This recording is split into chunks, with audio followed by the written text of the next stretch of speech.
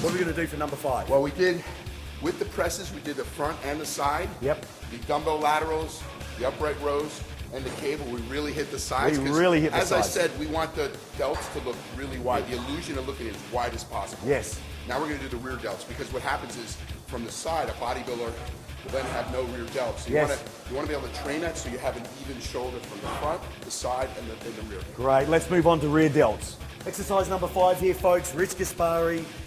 Rear lateral raise on the incline bench. Quite a high incline, Rich. Why such a high incline on this one? Well, I get a better angle when I lean into it. Okay. So I'm leaning over into it. Gotcha. So what you want to do in this movement, it's really important, is again, when you're doing this movement, a lot of people what tend to do is they bring the weight back. Yes. And what you're doing is you're not really working your rear delt. Yep. What you want to do is you want to throw the weight forward. And again, you're turning and squeezing right into the rear delt. Right into this area. Right here. So, right here, guys. Exactly. So you don't need a lot of weight on this. You can get stronger with this through time. You want to do it properly so that you're hitting that smaller muscle. Yep.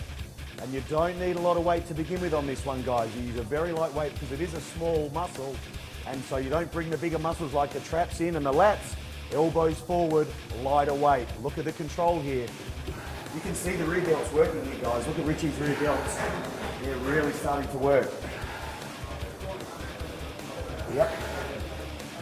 Fantastic exercise technique here. And Rich is obviously focusing his mind's energy on working the rear delt.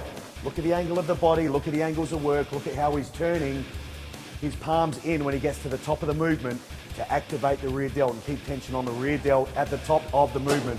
And again, Rich, you were fighting the weight on the way down. You're keeping the tension on the way down. Constant tension on it's called the concentric on the way up and concentric on the way down. Yes. Many people just let the weight fall. Exactly. Another thing you got to look at is gravity. Gravity is up and down. Yes. So when you're training a muscle, you said, why do you use this angle? Because I wanted to be able to do the angle that hit exactly on the rear delt, up and down. Yes. If it was on an angle, then you're really not hitting that muscle direct. Gotcha. So that's what's very important. Even on the lateral heads, when you're training, what I'm doing is I'm coming up, and you see it's like hitting gravity going straight up and down, and you want to hit just the rear delts when you're training them.